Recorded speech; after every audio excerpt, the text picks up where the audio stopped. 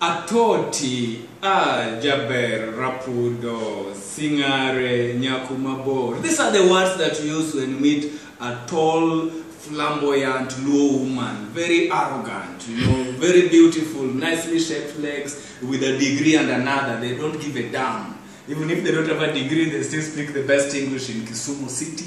So when you meet a Luo girl, and by then now they realize that most Luo girls are not marrying Luo men. Luo men are now going to marry other people. They're marrying whites, giving birth to US presidents, and even there's a Russian counselor by there who is a Luo. So we've seen this thing amongst Luos. Luo men are going out, and Luo girls are now remaining there, and they're now being married by Germans and Europeans. But then those are Europeans. There's the Europeans. So you meet a girl. You're out to meet a girl. How do you approach a Luo girl? A Luo girl, but is not like another girl. A Luo girl generally is very, has many issues. She's very choosy. So you must first approach her through weeding. Weeding is a Luo synonym. It means, when you go to weed, you hold the plant, then you remove all the soil around the plant until this plant becomes weak, then it just leans on you. Now that's how you seduce a Luo woman. You must weed. It's called doyo. You must weed that woman. So you weed a Luo woman. You start by calling her Sindan. Sindan means needle. And then you call her Atoti. Atoti means, of course, a little girl, And then you hit back and say Nyarkumabor, the woman from far, to mean that she comes with good things. And then you say Nyarjomoko, the woman of those who have, the woman of a wealthy background, And then you look at her and say, Rapudo. Rapudo is a figure 8 with very nicely seen waistline, Rapudo.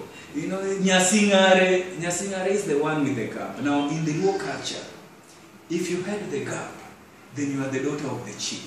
In fact, if a chief had a daughter and there was no gap, they'd go to the blacksmith to introduce the gap. Sometimes it could cause very dangerous outcomes like the teeth bleeding, and that would be terrible, of course.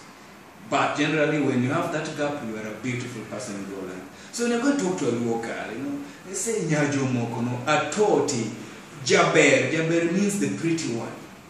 Jaherana, the one who loves me. Sungura, it means the rabbit. Apuoyo, the rabbit, the hare. That's how you describe a Luo girl. Chakma meat, sweet milk. That's how you talk to her.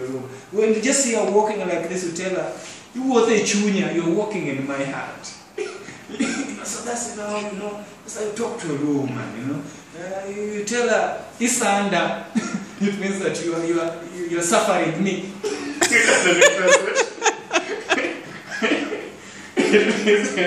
Oh my God.